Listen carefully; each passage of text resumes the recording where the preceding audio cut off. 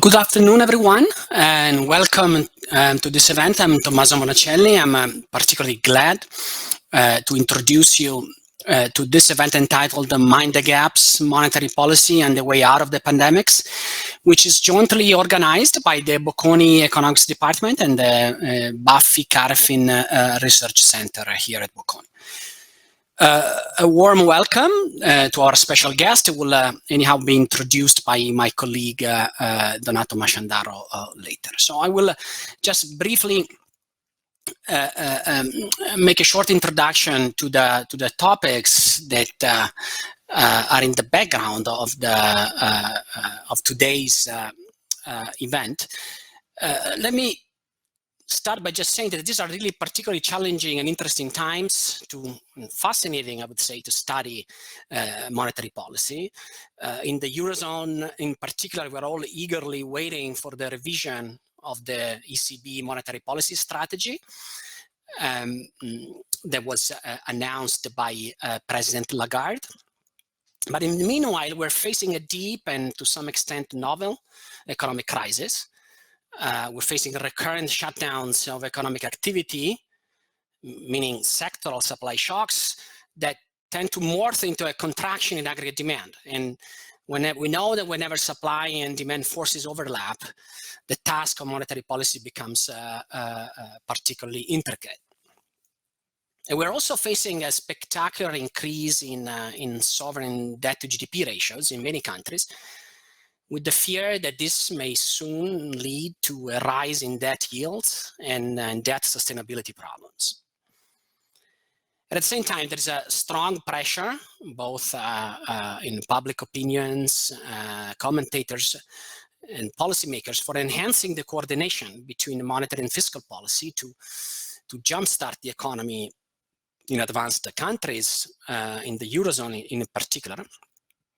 And we know that this is an important lesson that we learned from the Great Recession of 2008 and 11, right? That in the aftermath of a financial crisis, the coordination between monetary and fiscal policy could be of particular relevance, but in that dimension, the governance, the macroeconomic policy governance at the Eurozone level might have proved to be not entirely satisfactory. So in that respect, a template may come from the US. So currently there's a new regime of monetary policy, the so-called average inflation targeting, that has been introduced in the US, which in a way seems well suited to accommodate a coordinated monetary fiscal expansion. So in fact, within the US framework, the Fed can credibly signal that it would allow inflation, possibly resulting from the fiscal stimulus of the Biden administration, to rise above the 2% target. And in fact, this is already lifting inflation expectations. In turn, though, this may lead to higher interest rates in the future, right? So putting debt sustainability, rising world interest rates in the future, which may put the debt sustainability problems, especially for Italy, once again at the center of the policy debate. So a lot of food for thought and many other issues. So that's why we needed an educated debate on all these matters, and we need outstanding guests to enlighten us on many of these dimensions. And so that's why we thought that it was particularly relevant to organize an event like the one of today. So let me now move forward and leave the floor to Donato Masciandaro to introduce our special guest of today.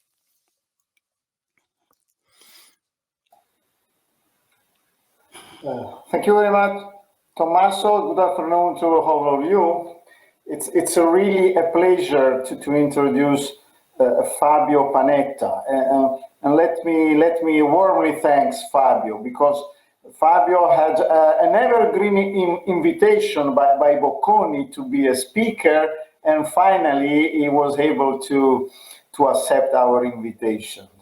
And now my role, it could be to illustrate the CV of Fabio, but sorry, we have just 1 hour. And so it's too long. Let me be telegraphic. We have an example. We have an example of an outstanding economist, which is at some time an outstanding civil servant. How is possible to have the heart of central banking?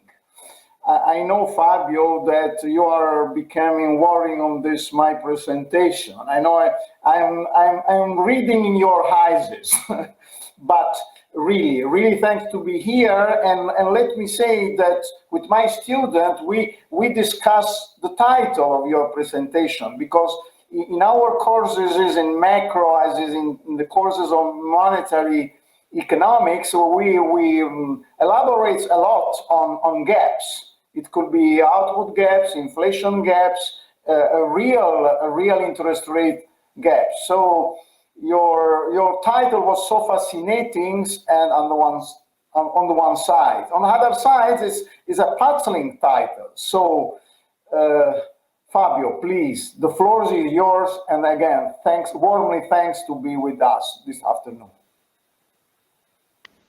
So good afternoon to everybody. I think that everybody now understands, apart from the reputation of the institution, why I come as often as I can to Bocconi, because they make me so many compliments that I love to be here. I love to hear the compliments. So let me first of all thank Professor Verona, caro Giammario, Dean of the University, Professor Masciandaro, caro Donato, and Professor Monacelli, caro Tommaso, for the kind invitation.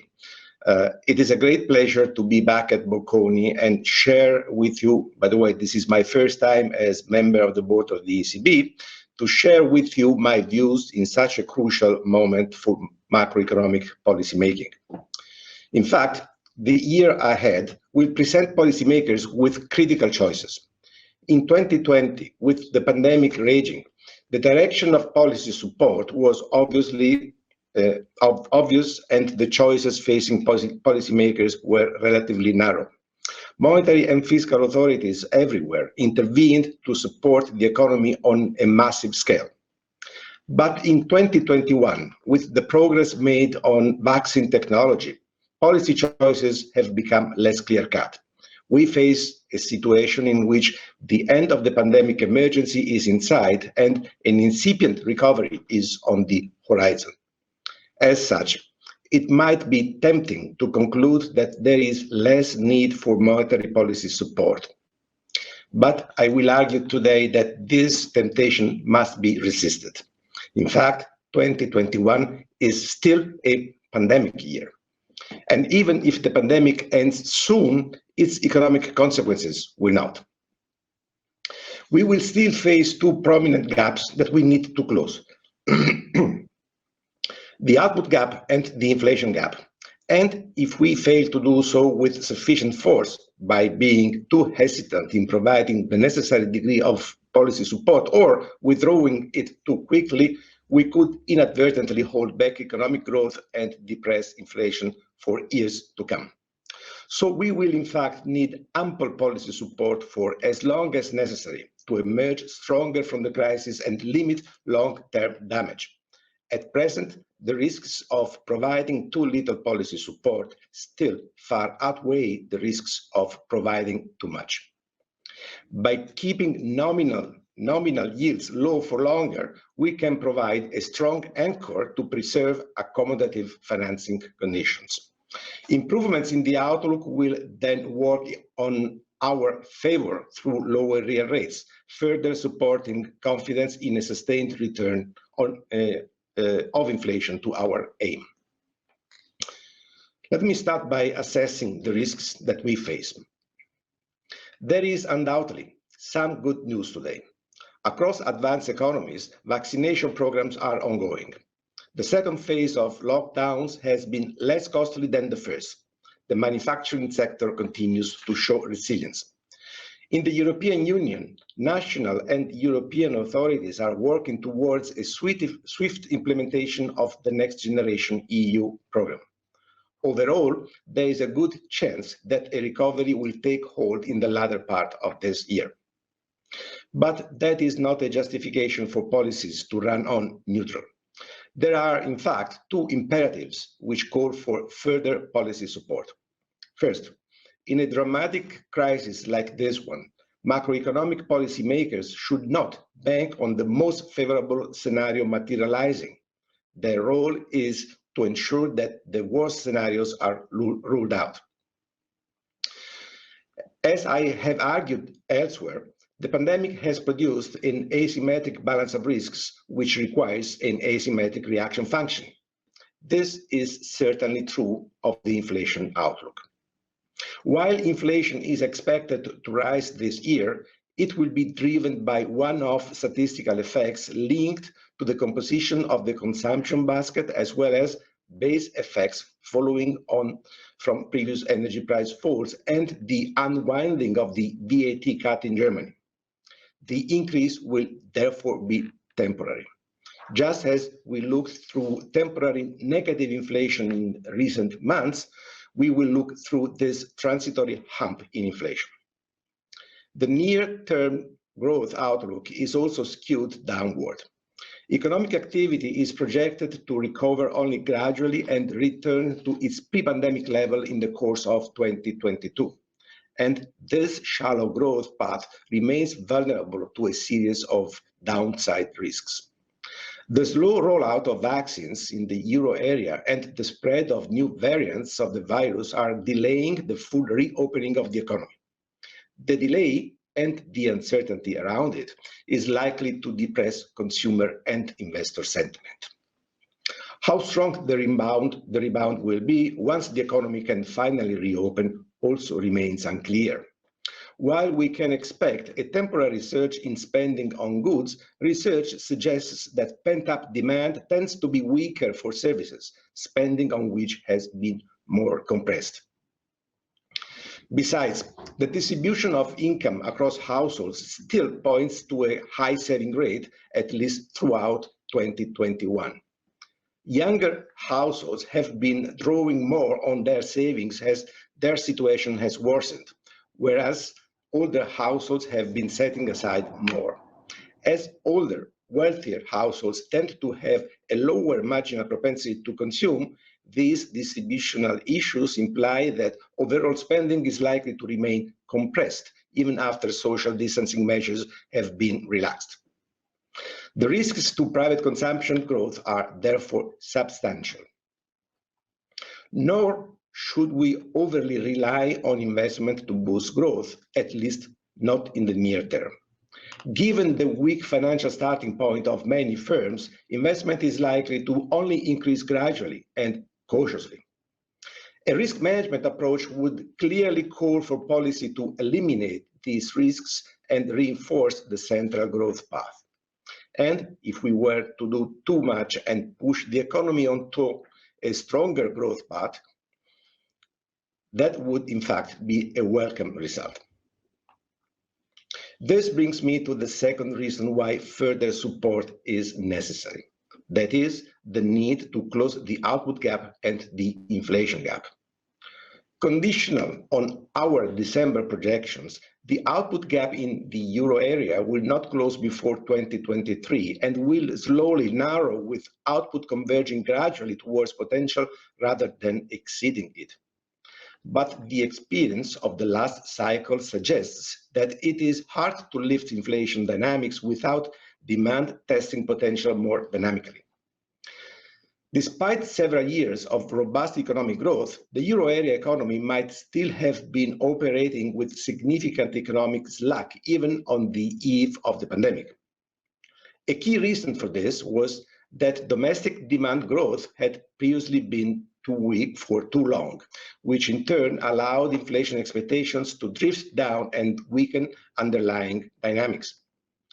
In the decade after the Lehman crash, yearly domestic demand growth in the euro area was almost 2 percentage points lower on average than it had been in the previous decade, and it was much lower than that of our main trading partners. This contributed to compressing inflation persistently below our aim, leading to a significant price level gap. The upshot is that if we were to remain on the growth and inflation trajectory we projected in December, we would lose several more years in the convergence of inflation towards our aim and risk further negatively affecting inflation expectations. This clearly called for action, as reflected in the additional support we decided in December. Boosting demand is also necessary to reduce hysteresis risks after the pandemic. The pandemic may well have caused scarring, especially for low-skilled workers. Lower business innovation and investment might also have scarred productivity. What we saw in the latter stages of the post-2008 recovery seems to suggest that a high-pressure economy helps to reabsorb lower-skilled workers into the labor market because it induces companies to train people themselves. A tight job market also improves the outlook for future demand, thereby strengthening business investment. Let me now discuss my views on how to deliver the necessary policy stance, the biggest challenge we face today. Since the start of the pandemic, monetary policy in the euro area has gone through three phases. In the first phase, the phase of fragmentation, the flexibility of our pandemic emergency purchase program, the so-called PEPP, averted an unjustified widening of spreads which would have disrupted monetary policy transmission. In the second phase, the PEPP increasingly became a tool for steering the overall monetary policy stance. Its size and duration became the key parameters for loosening financing conditions and pushing down the euro area yield curve to the low levels observed last December. We have now entered a third phase, in which we need to preserve accommodative financing conditions to support the recovery and the convergence of inflation to our aim. This essentially means more focus on anchoring key financial variables, above all, lending rates and the yield curve, as key indicators of the monetary policy stance. This approach should progressively add accommodation because as actual and expected inflation pick up, anchoring nominal yields allows real yields to fall. And there should be no doubt that lower real yields would provide welcome additional stimulus, given how far we are from full capacity and the subdued level of current and expected inflation. Implementing such a policy requires the central bank to broadly identify what level of nominal yields it is aiming to achieve, to tailor its purchases to achieve that level, and to be ready to intervene to the extent necessary. In December, when we recalibrated the PEPP, the Governing Council determined that the financing conditions prevailing at that time were favorable. So that constellation of financing conditions should be seen as the reference point for our policy moving forward. By that metric, the steepening in the nominal GDP-weighted yield curve we have been seeing is unwelcome and must be resisted. So we should not hesitate to increase the volume of purchases and to spend the entire PEPP envelope or more, if needed. In this way, we can prevent a tightening of financing conditions which would otherwise lead to inflation remaining below our aim for longer. Eventually, firm commitment to steering the euro area yield curve may allow us to slow the pace of our purchases. But in order to reach that point, we must establish the credibility of our strategy by demonstrating that unwarranted tightening will not be tolerated. Let me now turn on the need for policy coordination. It is sometimes claimed that monetary policy may be ineffective against global disinflationary forces or can only raise inflation at the cost of intolerable side effects, and that as a result it should not push too hard to achieve its goal and instead extend its policy horizon far into the future. But counterfactual analysis shows that After the financial crisis and during the COVID-19 shock, the ECB's expansionary policies have been highly effective. Without our policies, inflation and GDP growth would have been dramatically lower, and many more people would have lost their jobs. Preserving favorable financing conditions will have a powerful effect on the demand and inflation. However, given the fall of the natural rate of interest, monetary policy is more effective if deployed in sync with other policies. Monetary, fiscal, and structural policies must reinforce each other in order to cut slack and close the gap between saving and investment. So far, Europe has taken the right direction. NGEU provides us with an opportunity for the first time ever to achieve genuine European fiscal stabilization backed by common debt issuance. The ECB will continue net purchases under the PEPP until at least the end of March 2022. Moreover, we expect net purchases under our asset purchase program to continue and policy rates to stay at present or lower levels until inflation has robustly converged to our aim. The commitment to preserve favorable financing conditions for a lengthy period sends a clear signal to governments not to underspend relative to the scale of the shock or withdraw fiscal stimulus too early out of fear that borrowing costs will tighten prematurely. We need to maintain this momentum. The NGEU-led investment and national reforms lift potential growth, while demand policies remain expansionary until supply constraints appear. We could generate significantly higher employment, investment, and confidence in Europe, and possibly even recover some of the potential that we lost in the aftermath of the last crisis. We have a joint interest in making the European economy more dynamic. NGEU is an important tool precisely because it ensures that common spending triggers growth-enhancing reforms that subsequently benefit all. If member states seize this opportunity and show commitment to reform, the resulting benefits for all citizens of the European Union can pave the way for a further Europeanization of both fiscal and structural policies. Let me conclude. My main message today can be summed up with the title of a song by the electronic music duo Daft Punk, Harder, Better, Faster, Stronger. I'm sure that many of the young participants to this seminar know very well the Daft Punk. The harder we push to close the output and inflation gaps, the better the outlook for the euro area economy. And the faster we get there, the stronger our growth potential will be. Achieving this will require the right combination of monetary and fiscal support at the EU level, and it will require continued determined reforms at the national level. It will also require perseverance. We will need to keep going until we see inflation sustainably reaching 2% in an environment of robust growth and rising employment. For these reasons, policy support will have to remain in place well beyond the end of the pandemic. Thank you.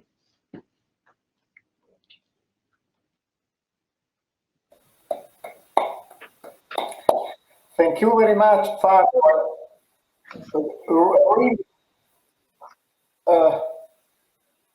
Thank you, Fabio, and really a lot of food for thought for us.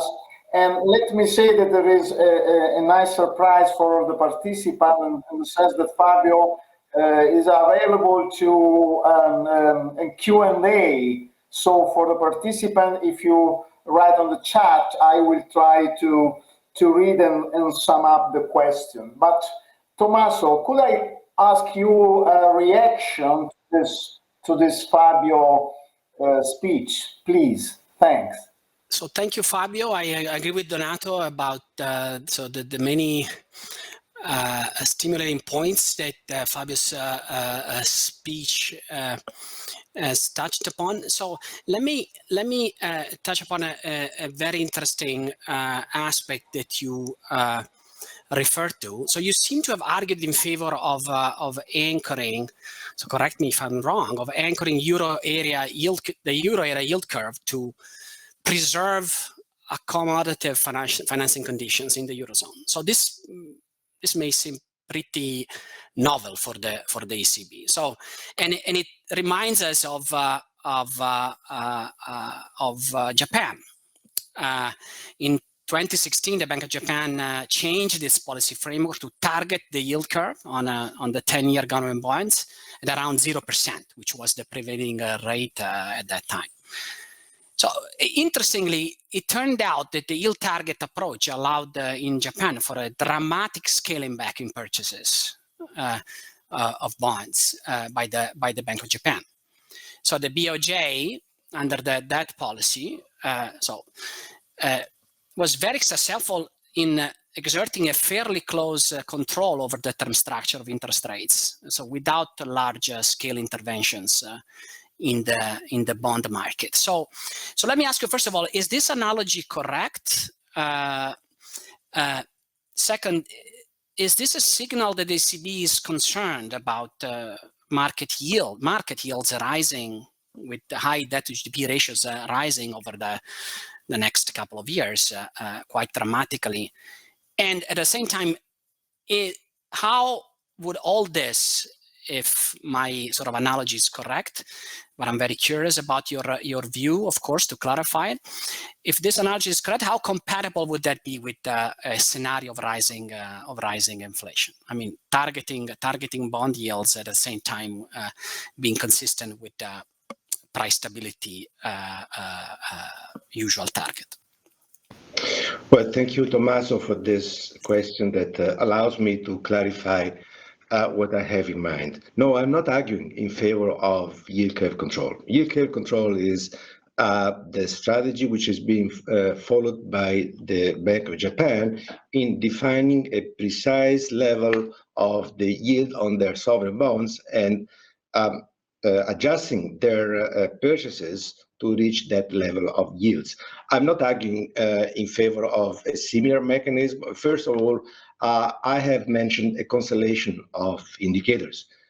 For the euro area, the two most relevant financial variables are certainly bank lending rates and sovereign yields. Why? Well, because in this situation, we have one large debtor accessing the market, and that is the sovereign.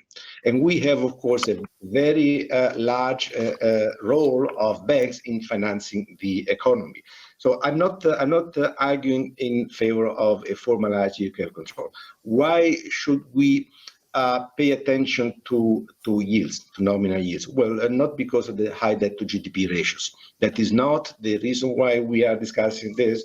The reason is that, the Governing Council has defined an inflation aim of 2%, and current inflation, and according to the December projections, we will see the new round of projections in a few days from now. According to the December projections, the inflation rate in the projection horizon, that is in the 3 years until 2023, is projected to be well below 2%. So this means that we do have to stimulate demand to progress towards our aim.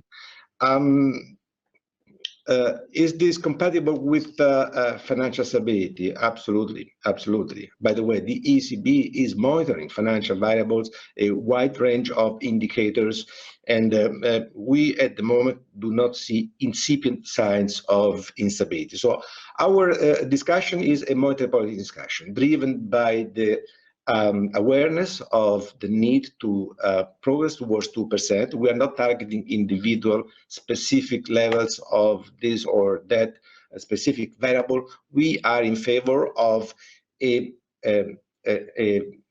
situation in which those who access the market to fund themselves for investment, for fiscal spending, can do that without the concern that the level of financing conditions would tighten in the future. So we do not want to discourage the necessary intervention by other players which can support the effort of monetary policy. At the zero lower bound, in order to be effective in getting back to 2%, which is our aim for inflation in the medium term, we do need support by other policies. Thank you very much, Tommaso and Fabio. I'm wondering, Fabio, I have really a long series of questions, and I'm trying to summarize some of them. Let me summarize 2 or 3 questions, which is a sort of follow-up of the question of Tommaso on the euro area yield curves. A couple of these. Your speech seems to lean towards yield curve control. Is this what you mean? Secondly, is it not too late to try to dampen the increase in nominal yields? Is not the genie already out of the bottle? Please, Fabio, just, I think, a follow-up on this, and then I have 2 or 3 arguments in the meanwhile. Thank you, Donato. Thanks a lot for your questions. Again, I am not arguing in favor of yield curve control. I'm arguing in favor of a monetary policy that keeps financing conditions favorable, and this has been decided by the Governing Council back in December. This is the strategy that we are following to stimulate demand and not to discourage potential borrowers from accessing the market to finance their expenditure. Is it too late? No, it is not too late. I don't think it is too late. We are assessing market conditions so we can intervene and recalibrate the pace of our purchases. And as you can easily infer from the behavior of market rates of yields in the last 12 months, we have been quite effective, and I think we can still be very effective in steering market conditions and including sovereign yields. I forgot your third question. Not too late. It's not too late. It's not too late. What is happening at the moment is that there is a lack of synchrony in the cyclical condition between the US and the euro area. The US is more advanced in the cycle. They are providing a very large fiscal stimulus. So the economy is, growing faster. They are going to close the output gap more rapidly than the euro area, and this means that there is a natural pressure upward on their market rates. This is what Tommaso mentioned in his introduction. Now, on top of this, the Federal Reserve has announced a so-called make-up strategy. That is, they are not going to react to an increase in inflation, even if inflation would exceed their aim. What does this mean? This means that there's a natural pressure, upward pressure for yields at the global level. So given that we, unfortunately, are not in the same situation as the US from the real and the financial side, and inflation is much lower, way below our aim, we have to resist this tightening. And the tightening, would be detrimental to our capacity to restore inflation in line with our definition of price stability. Tommaso, please. So, Fabio, can I ask you, so on the monetary fiscal coordination, because this was one of the 2 main pillars of your intervention. So, don't you think that while monetary fiscal cooperation is now, the talk of the town, and as I mentioned at the beginning, it's an important lesson that we learned after the 08-11 recession. Coordinating monetary fiscal policies is crucial to exit the zero lower bound. So don't you think that the governance, so the architecture of policy governance in the Eurozone is not yet perfectly suited for monetary fiscal cooperation? Yes, it's true that a step ahead that was made with the launching the Next Generation EU fiscal expansion program and so forth. But there could be concerns, first of all, in terms of the size of the fiscal stimulus relative to the one of the US. Well, some people even argue that the size of the fiscal stimulus in the US is even too big, but especially in terms of composition, right? A lot of the fiscal stimulus in the US is likely to be in terms of insurance and transfers more than much more than public investment, which seems to be at the heart instead of the Next Generation EU program, which may lead someone to worry, right, that the fiscal leg of the monetary fiscal package, the fiscal leg could come with some delay and actually not complement enough the monetary stimulus coming from the ECB. What is your view on this whole thing?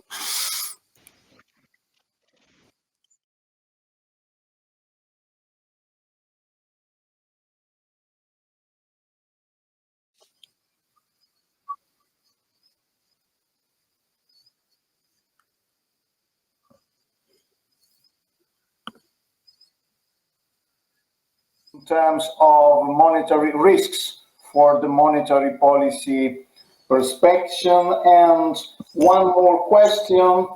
There is one of our participants, I imagine one of our students, that wondering, do you think that it could be better to have a dual mandate instead of having just the monetary stability goal, or is this not necessary? Finally, again, on these issues, what about, you quoted a lot how to get inflation rates, but our student also works with the real rates differential. So there is someone that asked, shall you not try to control real rates rather than nominal rates? Thank you, Fabio. Okay, so quite a few questions. Let me address them, each of them in turn. On the governance, the first question which was asked by Tommaso, I don't think it's a matter of governance. There has been, with unchanged governance, a sea change from the way in which Europe reacted to the crisis back in 2008 and the way we have reacted this time. Why is that the case? Well, because we learned from the lesson of the great financial crisis that the especially fiscal policies which were implemented back then were not supporting growth, and they have prolonged the recession, they have caused a double dip, and they have made heterogeneity, divergence within the euro area even more pronounced. So I think that with unchanged governance, we have implemented a totally different reaction. Monetary policy has reacted immediately. You should remember that we became aware of the severity of the COVID shock for Europe at the beginning of March, and already in March we approved our first package of 750 billion euros, our first tranche of the PEPP, and then we have followed. The discussion on fiscal was a bit more laborious, of course, but I think that in a relatively short time period, the member states, European Commission, the European institutions reached an excellent agreement by approving and defining a process for the implementation of the NGEU.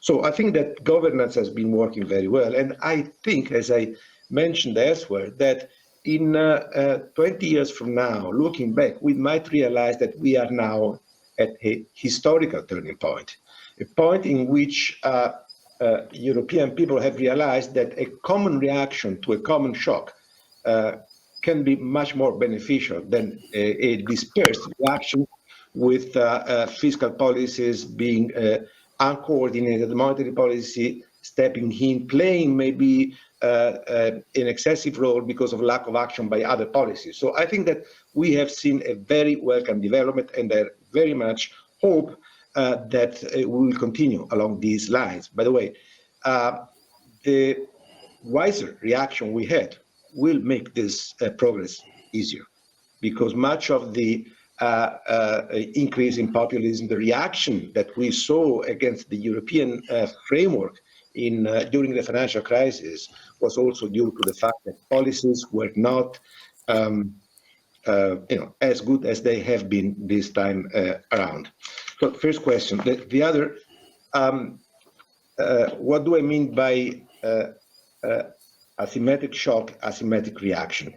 First of all, let me do an advert for myself. I never do it, but this time it's useful.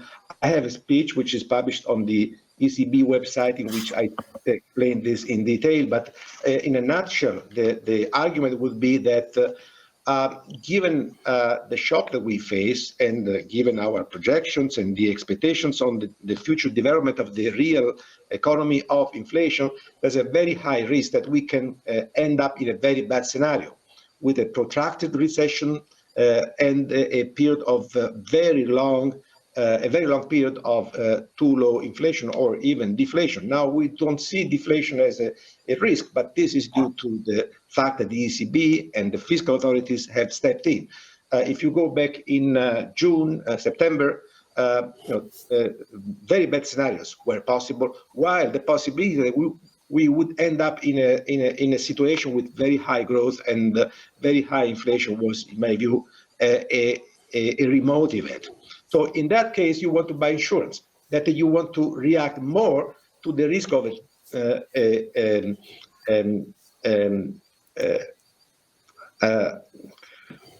undesirable events, that is a prolongation of the recession or a additional fall of inflation, while the possibility of getting in a much better scenario would be, in my view, as I said before, a low probability event. The real rate. In my presentation, I have been a bit quick, but the reason why I think we should put a lead on nominal yields is precisely because I would like to see a fall in real rates. Why do I want to see a fall in real rates? Well, because we still have a very wide output gap, because inflation is still way below our aim. And I think that any stimulus which could come from unchanged nominal conditions with higher inflation going forward would provide desirable stimulus. Why do I concentrate on nominal rates? Well, we do not observe, we can estimate, but we do not observe real rates in real time. You know that in order to estimate real rates, you must have a good understanding of expected inflation. Sorry.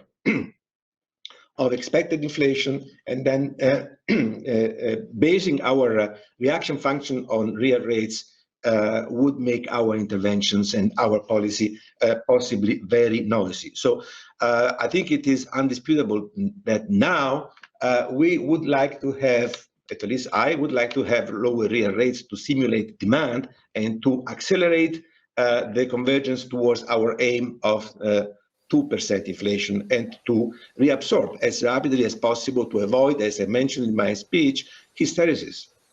So we concentrate on nominal yields because it's easier, it's observable in real time, and given that we expect that going forward, the recovery of the real economy will put pressure on prices, we get higher inflation, this will imply that we have more accommodation going forward.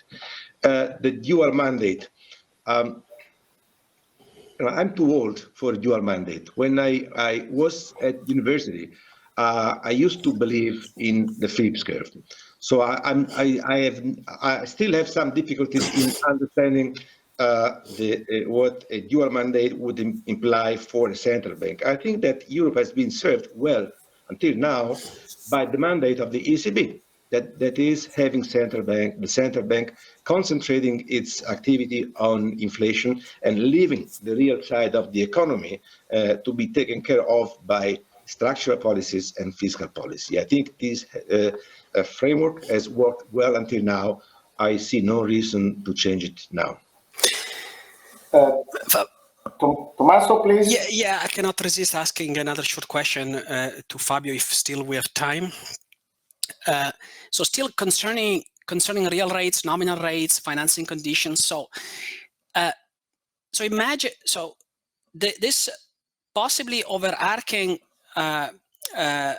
goal of preserving favorable financing conditions in the Eurozone, might this be a way to allow for the following? So allow, with nominal interest rates remaining low, allowing inflation even temporarily to go above the target, to allow real rates to fall, right? And be consistent with the goal of preserving favorable financing conditions, and which would be the ECB way to actually temporarily and in a moderate way allow for inflation to exceed the target for a while. Second, I cannot sort of resist asking Fabio a question, given his expertise and passion about the topic, about the future of the euro, right? And in particular about the foreseeable project of a digital euro. Okay, what, in a nutshell, should we expect in terms of gains? What effects should we expect on financial institutions? What would be the role of a digital euro in making monetary policy even more powerful to sidestep the constraints of the zero-hour bound, which 20, 15 years ago we thought it would be just a theoretical curiosum, and now we all realized is a very serious constraint for monetary policy. Thank you, Tommaso. I think these are all good questions. And again, you give me the possibility to clarify better my view, especially on the relationship between nominal real yields and our inflation aim. No, we are in the unlucky, you can judge, situation in which we can afford to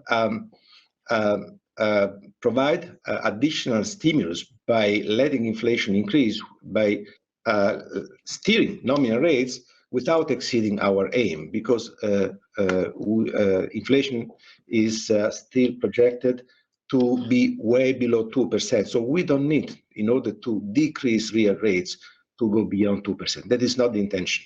The intention of the House is to bring inflation back to 2%. But we have been under delivery for a number of years. Inflation expectations are way below 2%.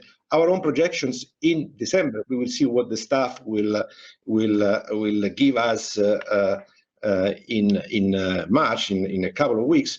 Our own projections are that inflation is going to remain well below 2%. So there is we don't have a trade-off between providing stimulus and exceeding the target. That is not the situation we face, again, fortunately, unfortunately. On your second question, on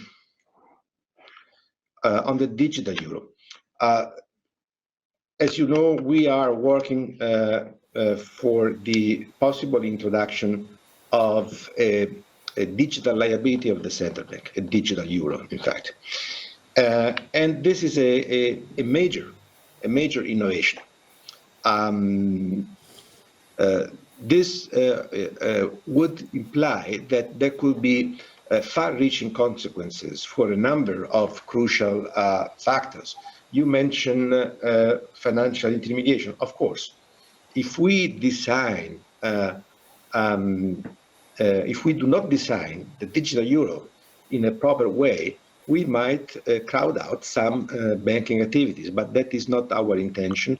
We have published a report in October in which we clarify, I hope clearly, in a clear way, that we are not going to compete with banks. We're not going to provide ancillary services that would be attached to a digital euro. Digital euro would be the raw material that we would give to our banks in the euro area, to provide services to their customers with an additional tool at their disposal. And the additional tool would be the digital euro. We know that consumers are increasingly buying digitally, and this means that in this digital spending, they would be constrained by, in the use of liabilities, means of payments issued by the central bank. We want to avoid this constraint.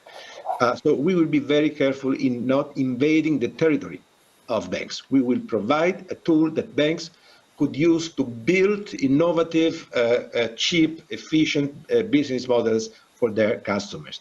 Financial stability, that's another major issue. Why? Well, because suppose that we introduce a digital euro in unlimited quantity, available in unlimited quantity to users, then it will be just too easy for users in a situation of crisis, of individual intermediaries or a systemic crisis, to run away from their bank and to just transfer their bank deposits into a digital euro wallet. Of course, we want to avoid this. We want to make the financial payment system more efficient, not more unstable. So we are discussing how to avoid that the introduction of a digital euro could increase the risk of instability. We are discussing quantity constraints, tiered remuneration, disincentives, but for sure we will not introduce a digital euro that would in any way increase instability. And finally, on monetary policy, you are right. If we do not design properly the digital euro, then there could be a possibility to introduce the digital euro with an option available to the central bank to bring interest rates down into heavily negative territory. That is not our intention. The motivation of the digital euro is first and foremost to make payments more efficient. And we have also my speeches in our digital euro report, in speeches by President Lagarde, clarified that the monetary policy implementation is in no way one of the motivations of the reason why we are starting a digital euro. We will not use digital euro to bring interest rates heavily into negative territory. By the way, we are not going to withdraw cash. So even if we had this intention, given that we would maintain cash, the zero lower bound or the effect lower bound would still be applied. So the monetary policy implementation, the shift into heavily, deeply negative rates is not the motivation, and we will avoid that in any case. Fabio, sorry, can you have 5 minutes more? Of course, at your disposal. Really, I have a series of questions. I'm trying to summarize. You already addressed a series of topics thanks to Tommaso's question, but here I have a series of questions on the relationship between your, I will say, mind the gap strategies and three issues: inequality, climate change, and this is in terms of goals, and finally, regarding unconventional and extraordinary action, some speculation, if you like, on helicopter money. You know, our students are really curious. Okay, so they're not the only ones, by the way. On inequality, I'm sure that you and your students are aware of the debate that has been ongoing in the last few years on the potential effect of monetary policy, especially unconventional monetary policy, on inequality. I think that by now, the general conclusion of that literature is that first, inequality is not affected in any particular way by unconventional monetary policies. Every monetary policy choice implies a redistribution of resources. Think, for example, of the standard monetary policy based on the control of interest rates. When you hike, then you are redistributing resources from debtors to creditors and vice versa when you lower interest rates. Same thing happens with unconventional monetary policies. Second, the main source of inequality is the lack of jobs. And if you take into consideration the fact that the expansionary monetary policies of the European central banks have reduced unemployment or increased employment in the last few years, you understand why many empirical analysis would suggest that, if anything, our monetary policy, conventional and unconventional, has reduced, not increased inequality. The low income households benefit in particular from the availability of jobs. By supporting growth, by maintaining stable prices, that is 2% inflation, we have greatly improved the situation, in particular, of the lower income households. On helicopter money, that is not our business. Helicopter money, in my view, is fiscal policy. We are in charge, happily, in charge of monetary policy. There is no intention whatsoever to engage in any form of helicopter money, including, because that's the question I always get, with the digital euro. Digital euro was not thought to do helicopter money. By the way, if we wanted to do helicopter money, which we don't want to do, we could just credit money into the accounts of citizens. We don't need, we could throw out of the window banknotes. We don't need the digital euro. It would be a very costly, and by the way, digital euro would be, if we are successful, if we are smart, which is a big condition, would be available in 5 years from now.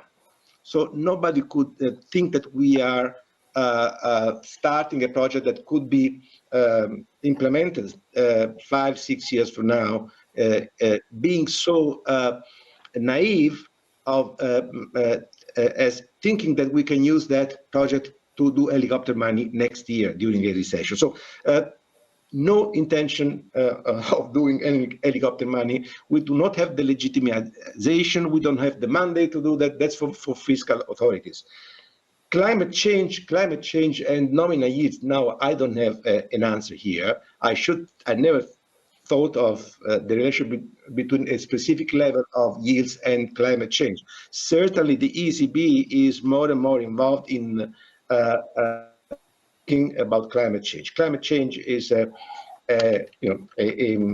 very important topic. You know that the entire Governing Council has endorsed a broader involvement of the European Central Bank in the contrast of climate change. You know that President Lagarde is pushing very hard to do as much as possible within our mandate to mitigate the risk of climate change in our refinancing operations, in the implementation of monetary policy, in the definition of standards, in our function as banking supervisors, because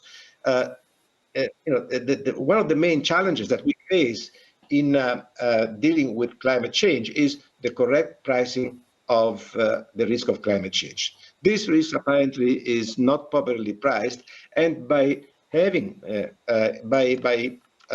pushing banks to disclose their exposure to the risk of climate change, by pushing banks to take into account in their risk assessment of their borrowers, take into account in this assessment the risk of climate change, is indeed a big step forward. So we are doing a lot. I don't have a good answer. I have nothing smart to answer in the relationship between nominal yields and climate change. But climate change is a long-term issue. We are talking of something, the lead, the control the control is the wrong word. The steering of market yields is something that I hope will only be relevant for a few months.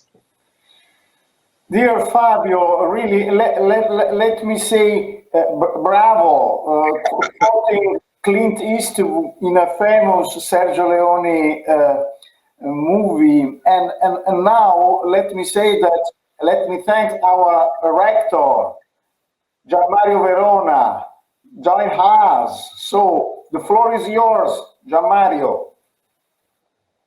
Thank you, Donato, very much. And let me first of all wholeheartedly thank Fabio Panetta. Despite the complexity of these times and despite his crucial role in ECB, he wanted to be with us this afternoon. So for us, it is a real honor to have shared with you your words of wisdom on this complicated year and next year. Let me also wholeheartedly thank my friends Donato and Tommaso, Professor Masciandaro with this Buffy Carefin Center, and Tommaso Monacelli with the Department of Economics are two of the most vibrant professors of Bocconi University that are able in few days to organize with a lot of audience an important speech like this one. So really, thank you very much. I'm not as competent as Professor Masciandaro and Monacelli in monetary policy, Fabio Panetta, but I just wanted to share with you, the positive feeling that I got from your speech as a scholar of business administration, more specifically of innovation management. I believe we are living clearly a complicated crisis, but we were living a crucial moment for the future of the economy, which is the fourth industrial revolution. And I really believe that what ECB has been doing, and given also your words before, what we'll be doing in the months to come will be crucial really to regenerate growth and innovation, particularly in countries like Italy, which clearly deserve a higher rank in the international spot. And let me conclude with a fun element. You are so bright to have mentioned one of the pillar bands of a young generation, Daft Punk, with their classic harder, better, faster, and stronger. And given that, as you may know, they have decided to split last week. I do hope that the ECB in the next years will take their place in producing joy and producing, of course, positive feelings and trust in all the community of our society. So again, thank you very much for your presence today. And thank you, Donato, and thank you, Tommaso.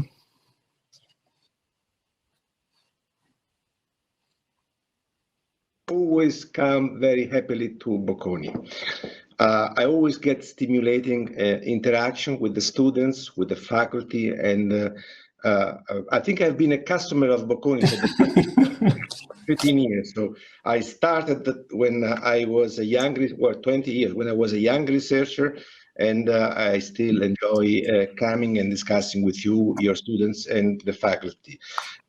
On the they split. Yes, there are many good things that in the end finish, but they leave a very important legacy. And we hope that our monetary policy, ultra expansionary monetary policy, will finish, but the legacy will be growth. We will support growth in an environment of stability in terms of stable inflation, stable financial markets, and this is conducive to growth, to prosperity, to innovation, and this links to what you just mentioned. We need to stimulate progress, to stimulate, especially in a number of countries, Italy, but not only Italy, innovation. We need to change the growth paradigm, and we will do our part in this effort. So thank you very much for invitation. Thank you very much for the excellent questions, and arrivederci. Grazie mille. Thank you. Let me just say arrivederci to Fabio. Thanks to Tommaso and Gianmario, and apologize for the students that get a lot of questions, but you know, there is time constraints. I try to summarize, and given my limited resource, I try to do the best. Ciao a tutti, and buon pomeriggio. Ciao. Ciao.